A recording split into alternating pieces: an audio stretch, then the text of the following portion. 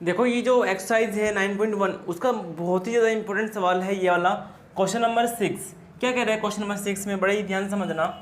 ए 1.5 metre tall boy, एक 1.5 metre tall boy है, standing, वो खड़ा है, at the some distance from a 30 metre tall a building. एक डायग्राम मैं क्रिएट कर देता हूँ यहाँ पे। देखो 30 मीटर ऊंची एक बिल्डिंग है, ये रही, उससे कुछ दूरी पर एक 1.5 मीटर टॉल एक लड़का खड़ा है। यहाँ तक समझ में आया? आगे चलते हैं।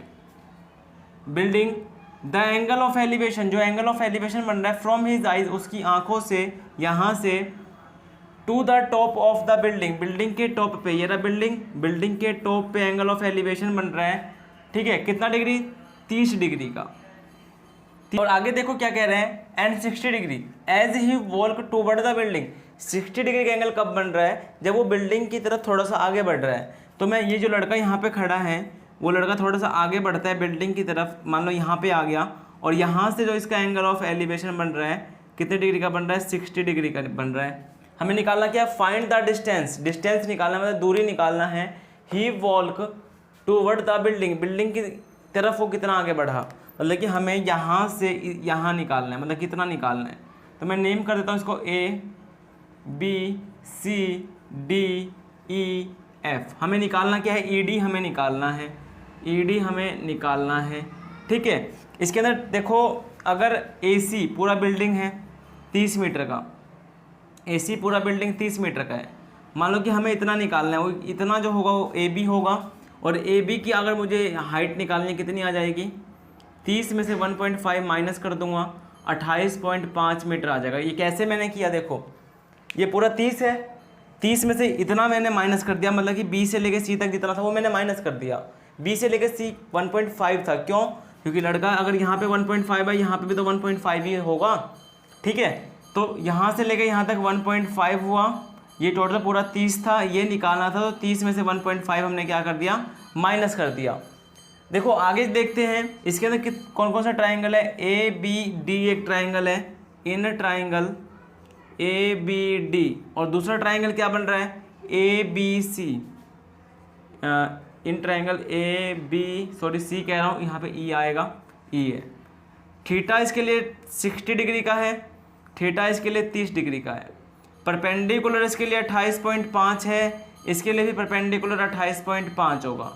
बेस इसके लिए कितना होगा? ए बी डी के लिए, ए बी डी के लिए बेस मैं मान लेता हूँ इसको x, इसको मैंने मान लिया x। इसके लिए बेस क्या होगा? पूरा ई बी होगा, और मैं इसको मान लेता हूँ ये पूरा ई से लेके बी तक हो गया हमारा y। क्लियर? हमें निकालना क्या है? E D. अगर देखना y मैंने निकाल लिया, x मैंने निकाल लिया, अगर मैं y में से इस x को माइनस कर दूँगा तो जो बचेगा ई डी तो बचेगा, है ना? सोचने वाली बात है। अगर मैं इस पूरे में से, मतलब कि इस y में से इतने को मैं माइनस कर दूँगा तो यही तो बचेगा। ठीक है, तो परपेंडिकुलर बाय में बेस, परपेंडिकुलर बाय में बेस किसका रेशो होता है? tan थीटा का रेशो होता है। तो परपेंडिकुलर की वैल्यू 28.5 और बेस की value x equal to tan 60 भर देंगे यहाँ पे, tan 60, 28.5 x equal to tan 60 की वैल्यू √3। ठीक है, यहाँ पे क्रॉस मल्टीप्लाई करेंगे, x की वैल्यू आ जाएगी 28.5 बाय में √3। नीचे रूट में वैल्यू नहीं रहती, हम क्या करेंगे? रैशनलाइजेशन, एंड देन रैशनलाइजेशन कर रहे हैं यहाँ पे, तो कितना आ रहा है? 28.5 √3 बाय में √3 मल्टीप्लाई √3 3, कट के वैल्यू आएगी 9.5 √3 मीटर। ठीक है, अब हमें इस ट्रायंगल को सोल्व करना है, इस ट्रायंगल को सोल्व कर लेते हैं। ये हमारी वैल्यू आ चुकी है x की, यहाँ पे मैं सोल्व कर देता हूँ। परपेंडिकुलर बाय में बेस इक्वल टू 10, थीटा की वैल्यू कितनी है? 30, मैं डायरेक्टली पुट कर रहा हूँ।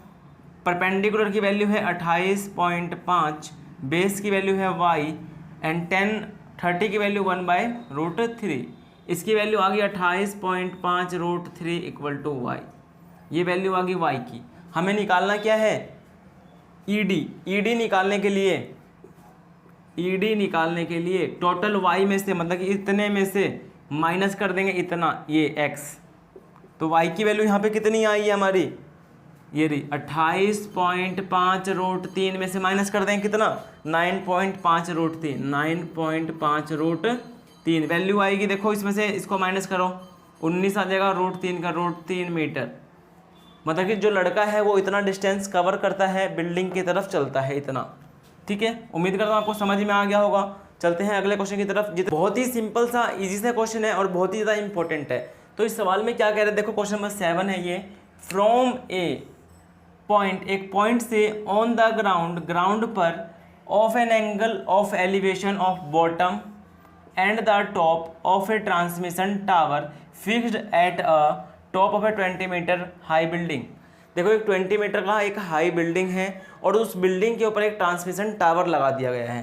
पहले इतनी सी बात समझो, देखो ये ग्राउंड हो गया, ये मेरा बिल्डिंग हो गया, कितना मीटर ऊंचा, 20 मीटर ऊंचा बिल्डिंग। यहाँ पे मैंने क्या किया, टावर लगा दिया। ठीक है, यहाँ से लेके यहाँ तक पूरा बिल्डिंग है और यहाँ से यहाँ तक पूरा ट्रांसमिशन टावर है। तो टावर का तो ये टॉप हो गया, टावर का टॉप ये हो गया और टावर का बॉटम ये हो गया, टावर का टॉप और टावर का बॉटम ये हो गया ना। ठीक है, सवाल में क्या कह रहे हैं, देखो ट्रांसमिशन टावर है fixed at the top of a 20 metre high building. मतलब कि एक ट्रांसमिशन टावर 20 मीटर हाई, मतलब कि 20 मीटर एक ऊंची बिल्डिंग पे खड़ा है। ठीक है, और एंगल ऑफ एलिवेशन बना रहा है bottom and the top, bottom से भी बना रहा है और टॉप से भी बना रहा है।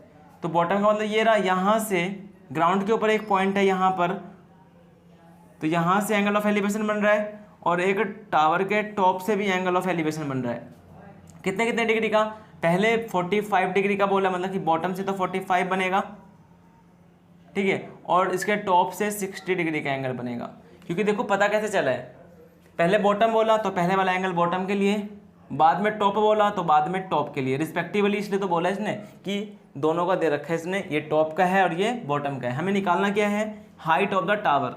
तो मतलब टावर की ऊंचाई निकालनी, मतलब यहाँ से यहाँ तक हमें वैल्यू निकालनी है। इसको मैंने मान लिया h। ठीक है, नेमिंग दे देते हैं, इसको नेमिंग करते हैं ABCD।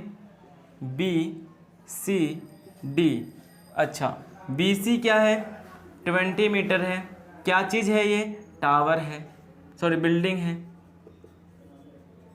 ठीक है, और लेट कर लिया मैंने, लेट AB = h मीटर। ये क्या है, ये हमारा टावर है, यही तो हमें निकालना है। अच्छा, मैं कंप्लीटली की बात करूँ, ये कंप्लीटली कितना हो जाएगा, 20 प्लस में h मीटर। क्योंकि देखो ये 20 इतना और ये h, तो 20 प्लस में h, पूरा कंप्लीटली 20 प्लस में h हो गया। ठीक है, अच्छा सवाल में देखो दो ट्रायंगल निकालता हूँ मैं, BCD, इन ट्रायंगल BCD, और दूसरा ट्रायंगल निकाल देता हूँ ACD, बड़े वाला ट्रायंगल ACD। इसके लिए थीटा छोटे वाले के लिए 45 डिग्री है और इसके लिए थीटा 60 डिग्री है।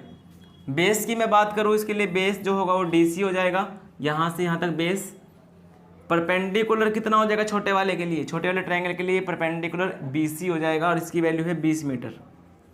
इसके लिए परपेंडिकुलर कितना हो जाएगा, ये पूरा परपेंडिकुलर हो जाएगा बड़े वाले के लिए, मतलब कि 20 प्लस में h। बेस क्या हो जाएगा, इसके लिए बेस हो जाएगा DC, दोनों के लिए बेस सेम रहेगा। ठीक है, आधार सेम रहेगा। तो परपेंडिकुलर और बेस किसका रेशो होता है, परपेंडिकुलर बाय में बेस जो होता है वो 10 होता है, 10 थीटा होता है। परपेंडिकुलर की वैल्यू है 20, इसकी वैल्यू DC, 10 थीटा मतलब 1045, और 1045 की वैल्यू कितनी होती है, 1045 की वैल्यू होती है 1, तो DC की वैल्यू कितनी आ जाएगी, 20 मीटर। उम्मीद करता हूँ आपको समझ में आ रहा है। ठीक है, इसको सॉल्व करते हैं। परपेंडिकुलर बाय में बेस = 10 60 डिग्री, क्योंकि यहाँ पे 60 डिग्री का बन रहा है। परपेंडिकुलर कितना है 20 प्लस h, बेस कितना है DC = इसकी वैल्यू कितनी होती है √3। ठीक है, एंड देन क्रॉस मल्टीप्लाई करते हैं, 20 प्लस h = DC मल्टीप्लाई √3। देखो यहाँ पे हमने यहाँ पे ना DC की वैल्यू निकाल ली है, कितना निकाला है 20 मीटर, तो इस यहाँ पे पुट कर सकते हैं 20 प्लस h सेम, इस 20 DC की वैल्यू कितनी भर दूँ 20 मल्टीप्लाई √3। हमें इसकी वैल्यू निकालनी, इसको यहीं छोड़ दो, 20 √3, ये 20 प्लस का उधर जाएगा तो माइनस का हो जाएगा 20, h की वैल्यू आ गई 20, कॉमन आ गया √3, यहाँ पे माइनस का 1 मीटर।